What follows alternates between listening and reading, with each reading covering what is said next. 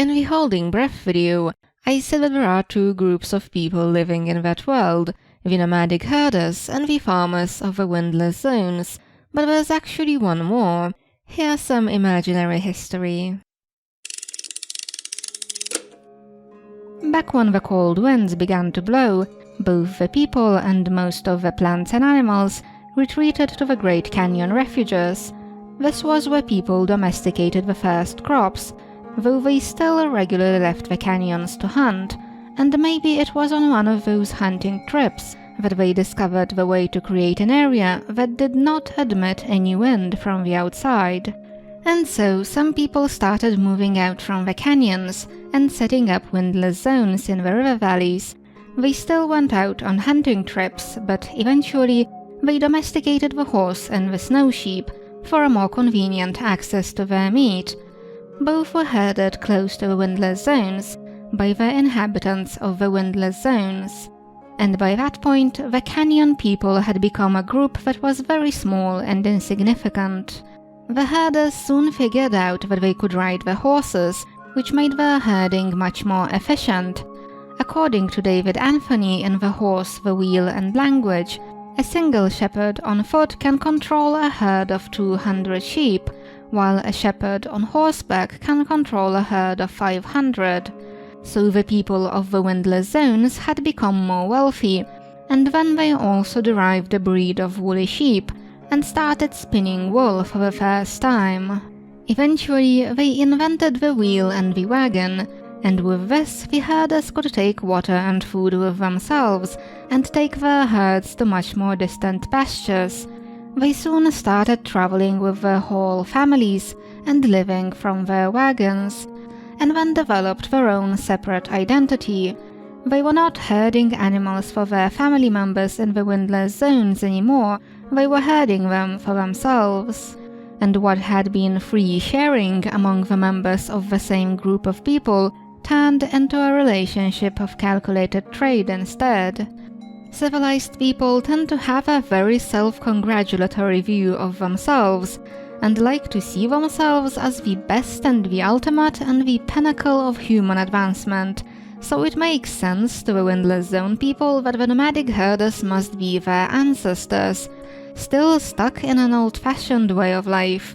They are the uncouth barbarians, riding on barbarian horses and driving barbarian wagons, though the windless zone people still like to eat horse meat, and they have changed their minds about wool and sheep.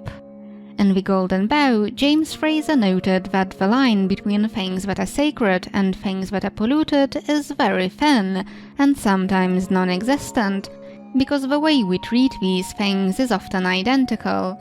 Frazer recounted a story about a group of Maori people who were traveling from one place to another. At one point, the chief got tired of carrying his blanket, so he dropped it off a precipice. A missionary traveling with the group asked him why he did not leave it on a tree branch for the use of a future traveler, and the chief explained that his blanket had become imbued with his chiefly power, and if a regular person were to use it, it would kill them. But in the same vein, you might not want to touch a blanket of a person who died from a terrible infectious disease, from a worry that the blanket has been polluted and could infect you and kill you. So you have the exact same object getting treated in the exact same manner for two apparently opposing reasons, and sometimes people can get confused about their reasoning. James Frazer's explanation as to why the ancient Jews decided to not eat pork was that the pig used to be a sacred animal to them, and to eat something sacred would be a sin. But then they reinterpreted their own behavior towards pigs as meaning that pigs are polluted. Regardless of whether that particular theory is correct or not, there is a way all of this applies to the people of the windless zones. In order for a windless zone lattice to exist, a large number of people need to be holding their breath.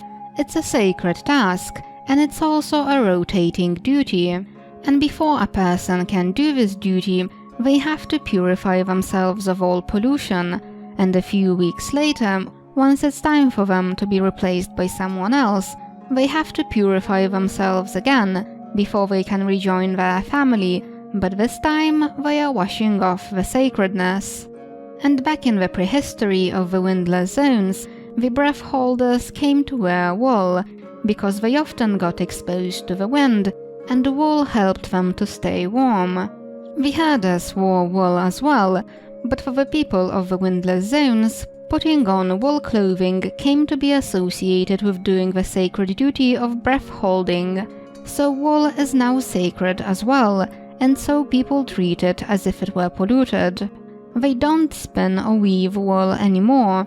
All wool clothing comes from the nomads, and the windless zone people don't eat sheep or consume any sheep milk products. So that's how it all went, and that's how it all goes.